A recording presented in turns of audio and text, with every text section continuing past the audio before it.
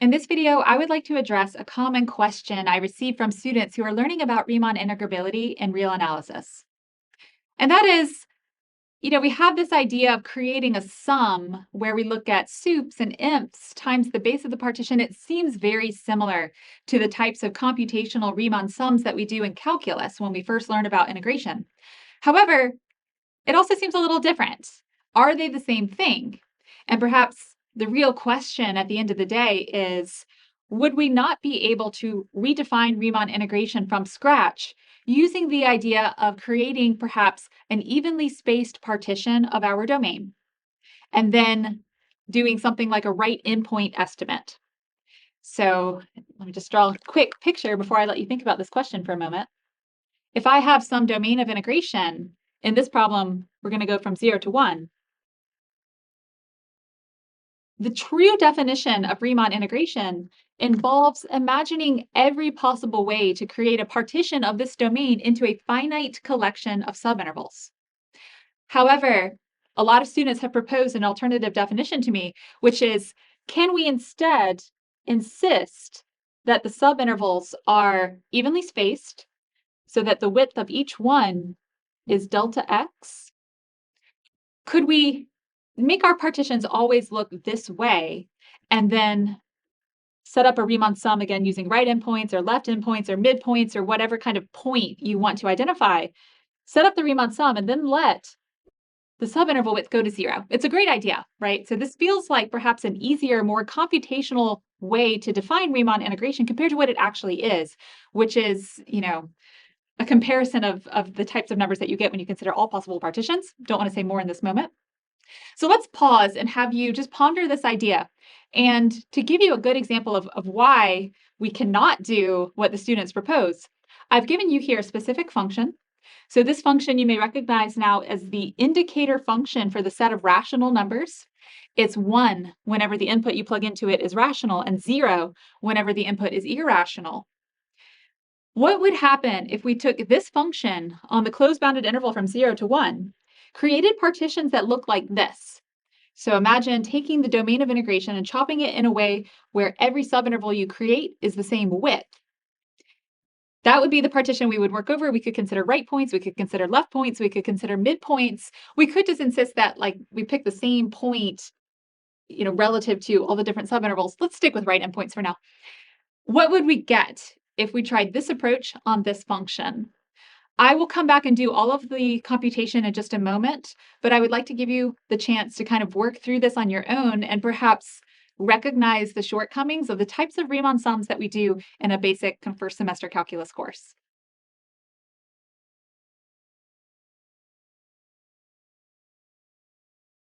Okay, there's not too much I'm going to write down here, but let's see if setting up the partition went well for you.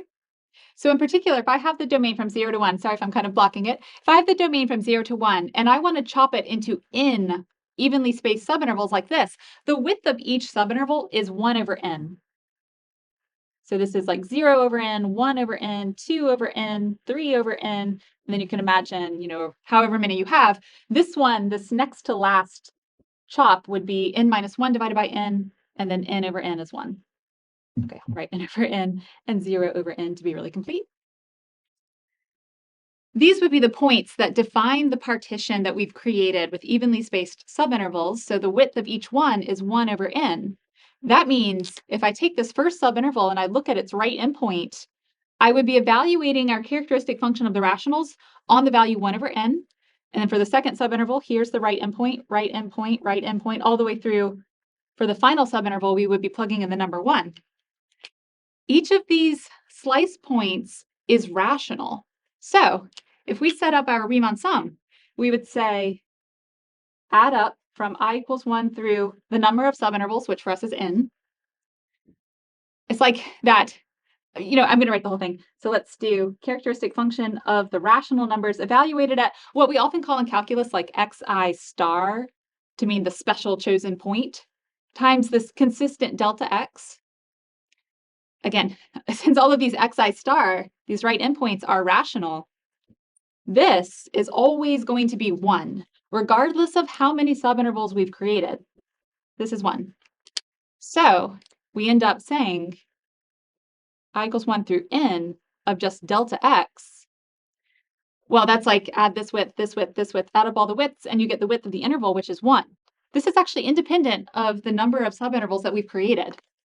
So yes, to answer this question here, as n goes to infinity, in other words, as delta x shrinks to 0, the sum does converge because, in fact, the sum exists for every n, and it's independent of what n is. It's just 1. That suggests, based on the calculus definition and this attempt to kind of create a definition for Riemann integrability using the calculus style approach to Riemann sums, that suggests that this integral exists and is 1. We've actually already worked through this function before, but let's do it again. And assuming that you've seen that previous video, you might know immediately what to think reading the second question, but whether you're in that position or you're coming to this for the first time, pause and see what you would get if, instead of considering this collection of subintervals, you allowed the partition to be random, looked at upper sums, lower sums of the characteristic function with respect to all possible partitions, and created what we ultimately call the lower and upper integrals of this function. So that's the true definition of Riemann integrability. What happens when you consider every possible partition? Let me just do the work over here. For any partition P, so take the closed bounded interval from 0 to 1, chop it up however you like into a collection of a finite number of subintervals. Every single subinterval must contain a rational number and an irrational number by density. So I'm going to write for any partition P, by density, we'll just kind of jump straight to the end result. The lower sum of the characteristic function of the rationals with respect to whatever this partition is, I know it's going to be add up over the number of subintervals, the value 0, because the characteristic function will take the value 0 on every irrational, and every subinterval has irrationals, times delta x, so that's 0. But from the other point of view, if I look at the supremum of the function values, the characteristic function of the rationals, every subinterval also has a rational, so I would have a 1 here, delta x, and again, I'm going to get 1. All right.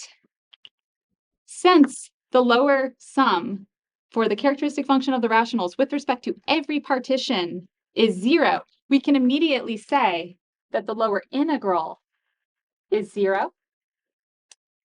But since every upper sum for the characteristic function with respect to all possible partitions is 1, that must be the upper sum.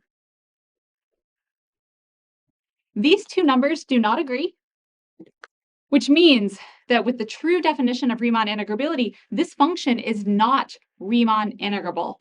So this value that we landed on by considering right endpoints for evenly spaced subintervals was incorrect. In truth, this approach often works, and it's nice. That's why we teach it in calculus, but it is not equivalent to the true definition of Riemann integrability as this example showed. Thank you for your attention.